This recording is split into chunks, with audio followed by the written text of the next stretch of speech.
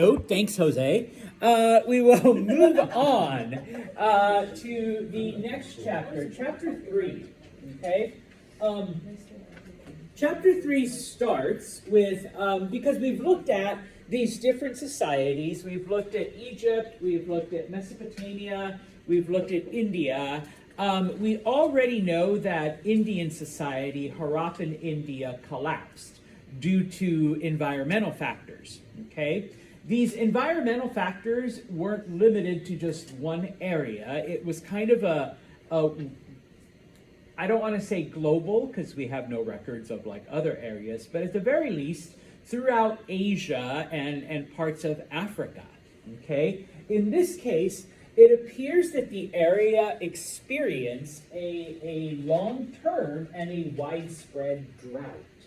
Okay? So in many parts, especially in areas where they had used irrigation, they're bringing water from point A to point B, those canals and those areas dried up.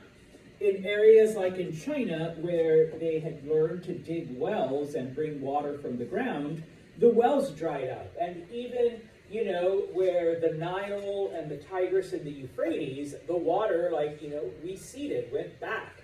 And so it was a lot harder then to grow crops, and there was a shortage of food. All right? Now, please remember that throughout all this time, you still have those hordes of tribes that are out there through Central Asia, wandering back and forth, following their animals. Okay, they also experience drought. And so obviously their animals are having a hard time finding food, and so little by little they're losing their herds. Okay? And so first what happens is those herders that live outside of the cities, they go out into the mountains, take their sheep and goats, and they're gone, and then they come back. Well, those areas have dried up, so they move into the city, not only for protection, but also to hopefully find some food. And yeah, little by little, they're killing off all their herds. And of course, those hordes, remember, yes, they lived their life nomadically and on the move and following their animals, but when they needed stuff that they didn't have, what did they do?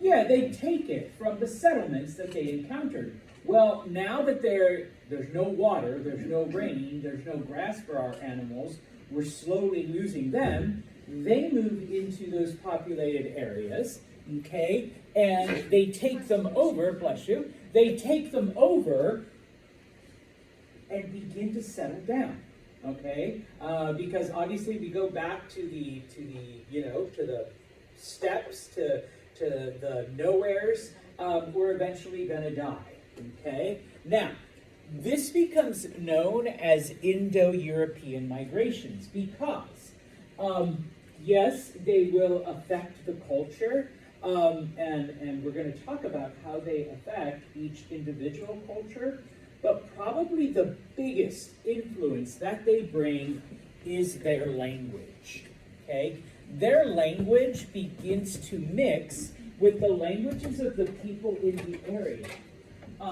And their language actually forms the basis of certain ancient languages, like Latin and Greek, that eventually become modern languages, like English, Spanish, German, French, all of that. And so, there are certain, and some of you know, but if you didn't, or if I haven't told you, I don't remember, I'm actually a language teacher here. History's like, I don't want to say it's a hobby, but it's like my side gig. All right, don't worry, I have a degree in history, but, I'm actually the Spanish teacher here, okay? But my interest goes into other languages as well.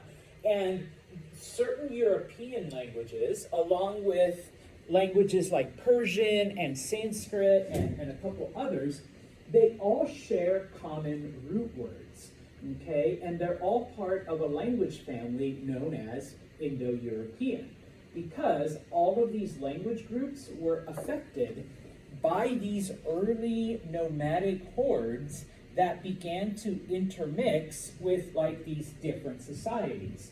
So a lot of these modern languages are just a result of these hordes, and when they mixed with the Mesopotamians, that became a language. When they mixed in India, that became another language. When they mixed in Egypt, that became another language.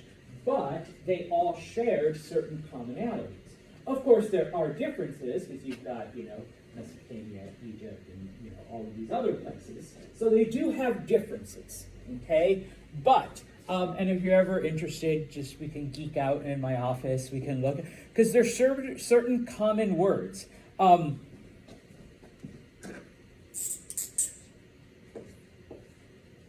That means no in like at least half a dozen languages.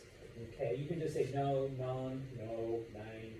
Okay, obviously there's some little variation, but there are certain basic words that are just like the same across languages that you would not think are related to each other. Okay, the other thing that these nomadic hordes bring, horses. Okay. They were the first to tame horses because obviously they needed to keep up with their animals, okay? And so for thousands of years, they have been expert horsemen. It's not to say that the city people did not have them, but typically they were reserved for the elite. And for the most part, it's like, why would you need a horse? You can just pull your own cart, damn it. It's like you don't need a horse to do stuff. The other thing that these tribes invented was the chariot, okay? And so they used this then to conquer these various areas. And while they may have had, weapons and warriors and stuff, they were no match for warriors who had weapons, who were not only on horseback, but also on a chariot, okay? So these areas get rather quickly and easily conquered. Once again, Santos's normal maps. And so you see the area that the hordes were in. And yes, when this universal drought hits, they start migrating south and invading and intermixing with the civilizations that are already there. Okay? Now, the first one we'll look at is Egypt. Okay? Because I promise I'll come back. All right? It's one of the groups that gets invaded. Okay? They make it all the way to Egypt. Now, remember, okay, Egyptian history is divided into the Old, the Middle, and the New Kingdom. We already know that the Old Kingdom collapsed because, people were using the land for their own personal gain as opposed to, the betterment of Egyptian society. When this drought comes, okay, there's less food, there's less reserves, and so the Egyptian pharaohs lose control. We have what is called the First Intermediate Period, which lasts for about 100 years, where Egypt is in civil war with each other, okay? Different groups are trying to come to power and unify Egypt, okay? So, that's where we left off in the last chapter. When this intermediate period ends, okay, there is one family that comes out victorious. You don't need to know who it is. If you take an Egyptology class, then you would, I'd make you memorize like all the pharaohs. But needless to say, one family comes out on top. And this is the beginning then of the Middle Kingdom, okay? A couple of differences, though, after this 100 years of civil war. Yes, Mahalia? What's the family name? You don't need it. I know, but... I'll have to look it up, because even I'm not 100% sure. All right? So, now, the pharaohs consolidate their power at Thebes, okay? They basically move the capital, all right? Before it was at Giza, which is where, all the big famous pyramids are. I promise I'll come back, all right? Thebes is farther south. Giza is up here, Thebes is down here, Okay, okay, now, Egypt becomes a lot more theocratic. Okay, I'm trying to remember if I asked this. No, it was my history 2 class. What is a theocracy? Does anyone know? Or the word theocratic? Like religion controls the government? Yes. Laws and government are based on a particular religion. Okay. In this case, the pharaohs and the priests basically control Egypt. Okay, and many of the laws that are made during the Middle Kingdom are based on Egyptian religion. Okay, now just a couple of things. Okay, a pharaoh named Amenemhet the First, under his rule, they decide that the god Ammon, okay, is going to be the primary, the chief of all the gods. Okay? And while we still have Osiris and Isis and all of this other stuff, Ammon is the chief god. And over time, and this is why, during the Old Kingdom, I gave you different names for the sun god, because the sun god is known as Re. In some spellings, it's written as Ra. And then over time, and a couple hundreds of years, Ammon and Ra are combined into Ammon-Ra or Ammon-Re, depending on the translation. Okay, and that becomes like the chief of the Egyptian gods. You combine the sun god with this other god, and of course the sun god would be it because the sun is the sun. All right. And remember who's descended from the sun? The pharaohs, yeah. Okay, the belief is that the pharaohs are descending from the sun god. Okay, and so during the Middle Kingdom, because of this, most of their resources are spent on building temples and worship and all of this other stuff towards Amun-Re, towards the sun god. And in fact, the largest construction project that we have found from the Middle Kingdom was dedicated to building this massive temple complex in Thebes, all for Amun-Re. Okay? So they kind of ignored everything else. All right? Religion became predominant, and especially the sun god. All right? Now, a couple of other things.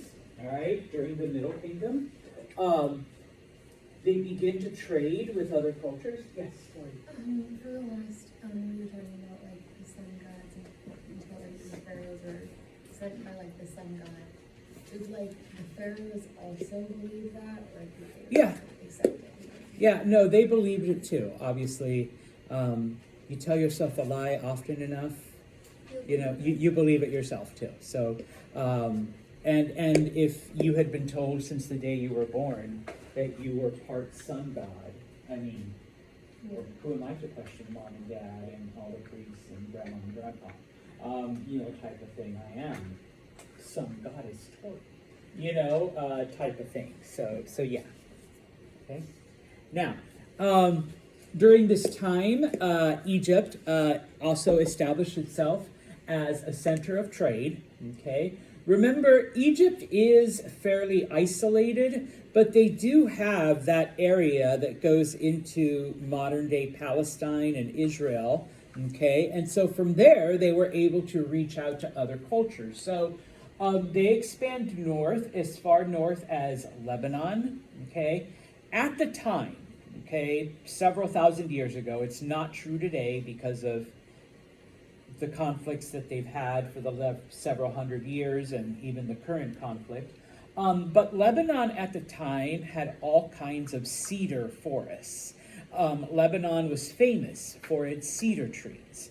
Okay, and obviously, with wood, specifically with cedar, you can make all kinds of, boats and furniture and all kinds of, crafts and whatnot. And so we find a lot of cedar items, all right, in the ruins of Egypt.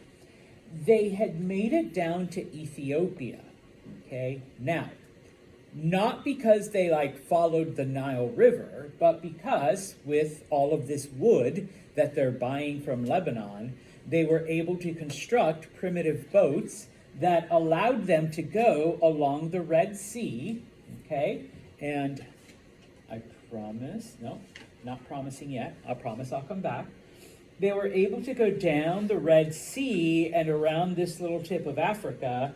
Ethiopia is like right here. So they could either stop there or come around the backside, okay? And so, oops, sorry, wrong way. They were able to trade with Ethiopia.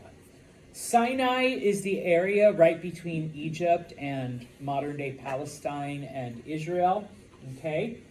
They had figured out a way to get past some of those waterfalls finally. And so they were able to go not only into the area of modern-day Sudan, but farther south, there was an older kingdom known as Nubia, much deeper into Africa. Okay?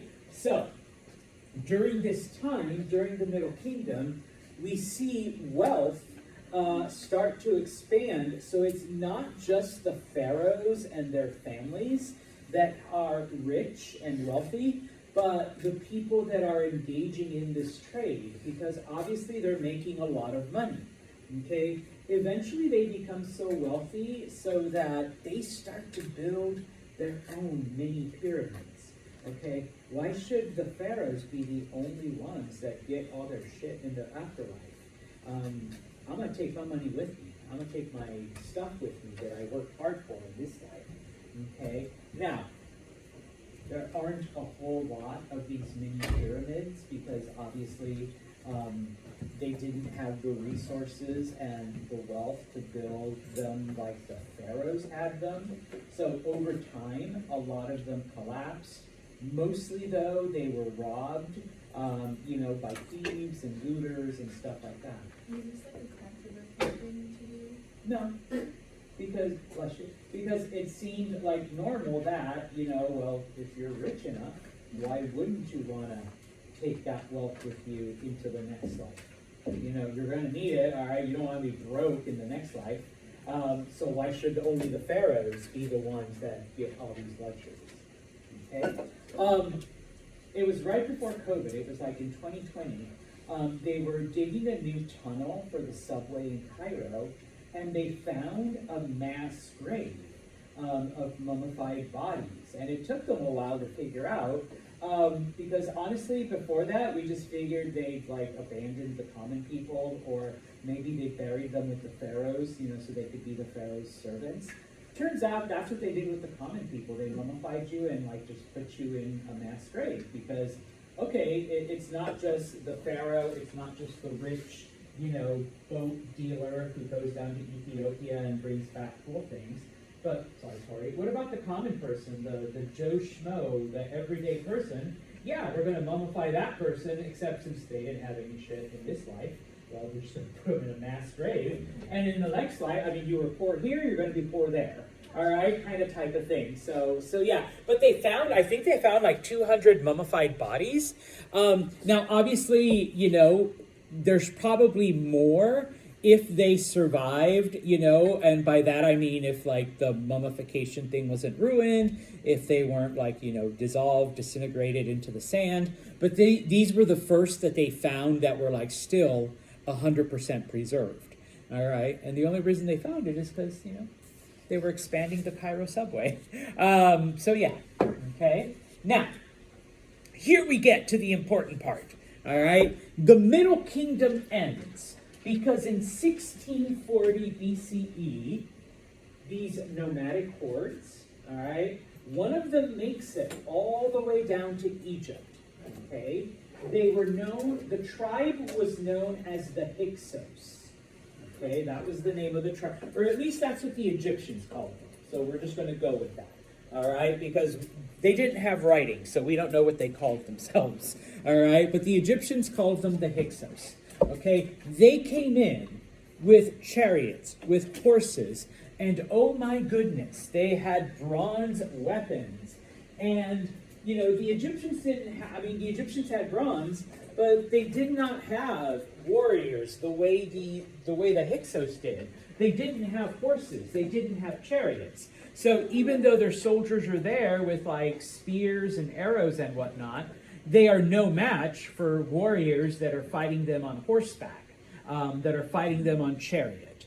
Okay? Oh, in addition, the Hyksos had bows and arrows, which the Egyptians did not. So the Hyksos could take them out at a distance as well. But usually what they did is they rode on the horseback or rode on the chariot, and then from the chariot they fired the arrows. Okay, which once again, the Egyptians had no clue how to defend themselves. Okay, so the Hyksos take over for about 100 years. Egypt is under Hyksos rule. This becomes known as the Second Intermediate Period. Okay, now, during these 100 years, even though Egypt surrendered, it does not mean that they completely gave up. Okay, because one of the families, okay, and in this case, one of the leaders of this family, Amosis, okay, he actually continues to fight back against the Hyksos. Today, we would call it like guerrilla warfare, where, you know, you like hit and run attacks and, you know, attack, you know, unarmed people, or if they can isolate one or two Hyksos, you know, kill them and try to take their stuff, okay? Amosis realizes that we're never going to defeat the Hyksos unless we become them. And so little by little, they begin to steal Hyksos weapons. They learn how to fight like the Hyksos. They adopt their strategy. They begin to steal their horses and steal their arrows and steal like their technology, and then they use it against them. So under Amosis, after 100 years, they are able to overthrow the Hyksos. They are able to, you know, push them out of Egypt completely. All right? Now, Amosis' family and the pharaohs that come after him realize these tribes came all the way from Central Asia, and they were able to make it all the way into Egypt and conquer us. Okay? Because for thousands of years, Egypt had been relatively isolated, except when they wanted to communicate with other cultures. Okay? And they were like, well, we can't rely on a desert or waterfalls or, you know, other things to keep us safe from anyone who wants to invade us. We're going to have to do it ourselves. And so it is during the New Kingdom that Egypt becomes aggressive militarily. They begin to conquer other areas themselves. Okay? When they can't conquer, they negotiate. But they always try conquering first. So the Egyptians become very, very, very warlike. Okay? In addition to Hyksos weapons and strategy, they begin to adopt weapons and strategy from other cultures, all right, and incorporate it into their own military, so that eventually, okay, as far as north and south go, okay, Egypt, during the New Kingdom now, they basically dominate everything from the Mediterranean all the way to Ethiopia, okay? Because they're like, we're not going to wait for someone to figure out how to get over these waterfalls. We're going to get over them and then conquer all that area. So if they ever want to get to Egypt, they have to conquer that area, get past the waterfalls, and then continue to conquer. All right, so we're just going to make it more difficult. Okay? Now, a couple of things happen too. All right? I already mentioned this southward expansion, so they conquer everything all the way to Ethiopia. This is important, okay? Because during this time, we see the first female ruler. At least the first one recorded, okay? but we're going to assume she's the first because, sorry ladies, typically women weren't elevated to this position. All right. Her name was Hatshepsut. Okay, and she was queen. All right, but her husband, the pharaoh, dies. Okay. The next in line for the throne is her stepson. All right, she was the pharaoh's second wife. Her stepson is the next in line, but he is only 7 years old. Okay, much too young to rule, and so Hatshepsut becomes regent. Okay, does anyone know what a regent is? Like an advisor, or like a film? Partially, yes. They're like they're sort of like the substitute ruler until the actual ruler is old enough. Yes, okay, yeah, they do serve as advisors, they can, but you're basically, yes, you're the substitute ruler, you're the ruler in the meantime. Now granted, everything is done in the name of, in this case, the pharaoh, all right, but it was Hatshepsut who was basically running things, all right. This is the first time in recorded history that a woman takes, now granted, you know, for whatever reason, humanity has determined, and even as far back as then, that 18 is the age where now you're, okay, you're an adult, all right? Like, as if like one day you're still a baby and then suddenly, boom, you're just expected to do and know and handle everything. I know, I'm in my 50s and I can barely, you know, deal with shit. So it's like, yeah, you're expected to do it at 18. But yes, she is the regent for her stepson. Once he turns 18, he becomes the pharaoh, and she's kind of set off to the side. All right, but for about 11 years, she is quite literally the ruler of Egypt. Okay, under her rule, Egypt engages in all kinds of trade. Egypt becomes rather prosperous because they're able to expand their trading network. So, you know, she actually does some good for Egypt. Now, we're going to skip several pharaohs because, you know, not Egyptology. But at some point, a man named Thutmose III becomes pharaoh. Okay? And he's basically like, okay, well, it was great that, you know, grandma, great-grandma, whatever, Hatshepsut, established all these trading networks, and we have all these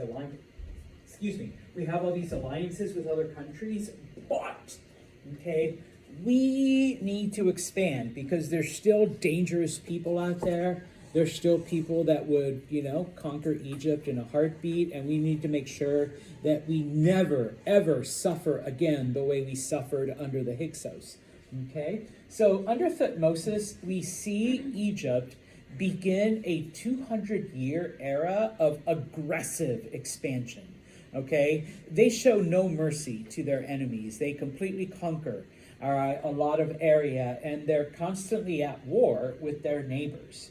Okay, now, as a history teacher, I don't make you remember a lot of dates or battles or, you know, sometimes people and sometimes a few names.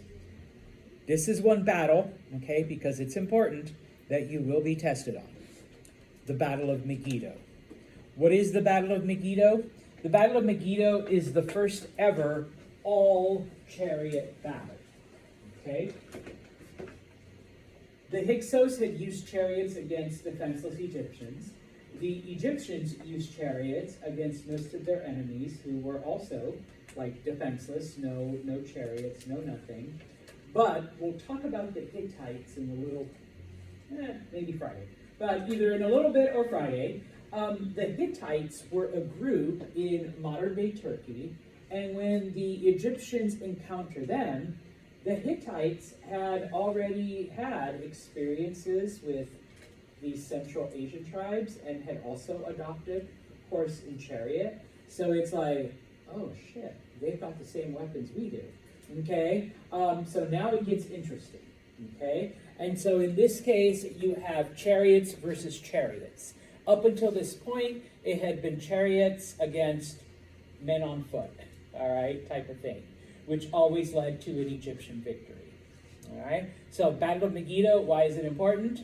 First all chariot battle. Fun. It was a tie. Oh, really? Yeah, they couldn't beat each other.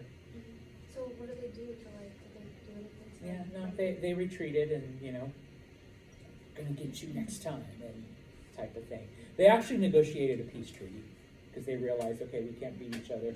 We're just hurting each other, and so, All right. And once again, the map, okay? Here's the Hittites. So the Egyptians actually made it all the way into Turkey. They were able to conquer, like I said, from here all the way down to Ethiopia. And then, of course, they conquered all of this land. Where are you? There's Megiddo. That's where they fought.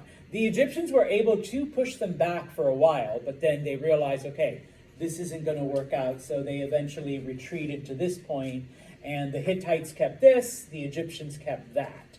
Okay? But yeah, all right. But they did expand militarily, and then thanks to Hatshepsut, they expanded their trade to other parts of the area as well.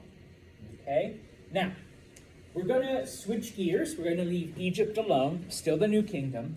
Well, I guess I should say, okay, sorry, I'll come back, I promise. I guess I should say, the New Kingdom, and I think I mentioned it, the New Kingdom lasts until Alexander the Great conquers them. So it does last the longest, okay? With the exception of the Great Pyramid and the pyramids at Giza, most of the other pyramids are built during the New Kingdom, okay? So when people think about like King Tut, all right, he seems to be like the most well-known Tutankhamun. I just call him Tut. All right, he actually wasn't even that important of a ruler. It's just that his pyramid was found like untouched, which was kind of rare because over the thousands of years, tomb raiders and thieves and stuff had already like sacked like some of the other ones. But he was during the New Kingdom. Okay, a lot of the pharaohs were during the New Kingdom. Weren't the people that I found and broke into his tomb like cursed or something? Supposedly there was a curse. If you believe in that stuff, I'm not gonna, say it don't exist. I may have to throw salt or wear garlic tomorrow. But, a lot of people believe that it was cursed. And so the people that broke in, that found it, that whatever, eventually died. Okay? But going back then to Mesopotamia, okay? If you recall, all right, settlements, towns, villages, cities, those cities united. We had Sumer in the south, we had Akkad in the center. Eventually Akkad conquered the north and then conquered Sumer. So that the area is under the rule of Akkad. Most of that conquest was done under Sargon, okay? In this case, that area is also affected by drought, and as I mentioned before, those nomadic groups then, they're affected by the drought, and so they head south. The group that entered Egypt was the Hyksos. The group that enters Mesopotamia are known as the Amorites. Okay? So they enter Mesopotamia, they conquer, in this case it was still Akkad, all right? They conquer the Akkadians, all right? And they settle down and they begin to mix with the people. The first thing they do is they build a capital city. They build a city for themselves, and they name it Babylon. This is why in some texts, and if you're either Jewish or Christian, they are referred to as the Babylonians, okay? They were actually Amorites, but we call them Babylonians because they built the city of Babylon, okay? And so little by little, they begin to mix with the local culture, okay? Now, unlike Egypt, all right, they didn't fight back. They didn't resist. They just accepted that, okay, now we have this group of people known as the Amorites, okay? Their language affects the language of the Mesopotamians. The Amorites didn't have writing, and so once again, it goes back to Mahalia's, early question like 2 weeks ago. They adopt cuneiform, but they adapt it so that it fits their language. But they use that writing system, and you're like, what? Guess what? English, Spanish, same alphabet, except in Spanish we write letters. We write Spanish words, but with A, B, C, D, E, F, G, H, I, all same letters, but just adapted it to the different language. Same thing. Okay, they adapt cuneiform to match their language, and so that's how it keeps getting preserved. All right. In this case, though, these new kings, these new Mesopotamian kings, are a lot more popular than the Hyksos kings were. All right, these Amorite kings appeal to the people, and they learn about them. Hell, they adopted their writing, they adopted parts of their language, and remember all of the other things that the Mesopotamians invented. The Amorites are like, this whole 60 seconds, 60 minutes to an hour, 24 hours. That's actually pretty smart. All right, so they adopted a lot of the things that the Mesopotamians had done, and even begin to adopt the Mesopotamian religions. Okay, so they become basically a part of the culture. Now, the most famous of these Babylonian / Amorite kings is a man named Hammurabi. Okay? The reason why we remember Hammurabi is because he comes up with a legal code. All right? Now, please don't mistake this. Yes, there were laws before Hammurabi. Yes, they were written down before Hammurabi. But Hammurabi makes a code that not only incorporates laws and punishments, but basically dictates how everyone needs to live their lives and how relationships need to be governed between merchant and buyer, between parents and children, between husbands and wives, between priests and the common people, between rulers and the underclass, between owners and slaves. And so it's not just you break the law, you die, or you break the law, you get punished, but here is the social expectations of every class. Okay? Now, Hammurabi's code, all right? Most people think of the part an eye for an eye. Okay? That's where you get the expression. Because, yes, it set out certain laws, and then it prescribed a certain punishment if you broke those laws. And the thing that most people quote was that, yes, if you're in an accident or Mahalia and I fight and I poke her eye out, then it's a cat fight, all right? I go with the claws. If that happens, then for justice to be served, my eye has to be ripped out, okay? Because I blinded her in one eye, so I get blinded in one eye, okay? If I break her arm in this fight, then my arm gets broken, okay? That's not how it worked 100%, but that was the basic thought, okay? You receive an equal punishment to the pain and suffering that you caused, okay?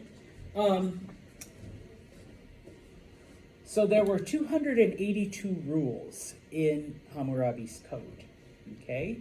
Each one with a prescribed punishment, okay? And it covered everything. From theft, all right? You steal one of my goats, I get one of your goats in return, okay? Murder, you kill someone, then you need to lose your life, okay? Negligence. Now, this is where it starts to get into areas where people hadn't touched before. If someone gets hurt or dies because of your negligence, this kind of had to do with various merchants. I bought a wagon from Olivia. Remember, she's our village wagon maker. And as I was riding in the wagon, a wheel fell off and I fell and I broke my arm, well, I could sue her for obviously, if she was a good wagon maker, she would have made a quality wagon that didn't fall apart. All right, so obviously she needs to be responsible for the quality of her work. Okay, if I bought a basket from Jose, who's the village basket maker, and all of my apples fell out of the basket because he used poor quality straw, then somehow he needed to replace all of those apples. Okay, so stuff like that. And of course, as I mentioned, interactions between people in their everyday lives. Okay, now, for that part, people are like, okay, so, I mean, I understand. I accidentally killed Olivia, you know, like everybody saw it. Okay, that's a clear-cut thing. Or, you know, Tori's dog bit me, so now I let my dog bite her, you know, type of thing. All right, so, but how are you going to govern, you know, relationships between people and stuff like that? Because Hammurabi's code also did it. Well, in this case, Hammurabi was like, and sorry, ladies, dads, you're the king of your own little family. Okay? So obviously, you need to enforce those social rules, especially the ones that teach you how husbands act towards wives, most importantly though, how wives act towards husbands, how children act towards parents, okay? And because it did benefit the fathers, the men, all right, obviously they went along with it. It's like, okay, yeah, she talked back to me, you know, boom. All right, she violated rule number 278, you know, don't talk back to your husband. So yes, they were enforced, okay? We're running out of time, so we will continue this on Friday, but every society, I'm gonna end with this. I'm gonna end on a happy note. It's not happy. Every society had their prescribed method of execution, okay? The ancient Hebrews would stone you to death, and I don't mean like, oh, I'm so stoned and you die, but they would throw rocks. Yeah, they would throw rocks at you until you died. Okay? Some cultures would burn you to death. Okay? If you were in my history 2 class, ooh, the French. That's my favorite. The guillotine. You just cut off your head. All right? The Babylonians, the Amorites, drowning. They would throw you into either the Tigris or the Euphrates River. We will look at the code on Friday. For most of the death penalties, throw them in the river. At least it wasn't a brazen though. I can go up that way. There you Oh, drawn and quartering. That one. Oh, the English were awesome with that. You tie each limb to a horse, and then you have each horse go. You guys are like, oh! Yeah, that's why it's called drawn and quartering, because you get tied and then quartered. Except for me, one of my hyperfixations was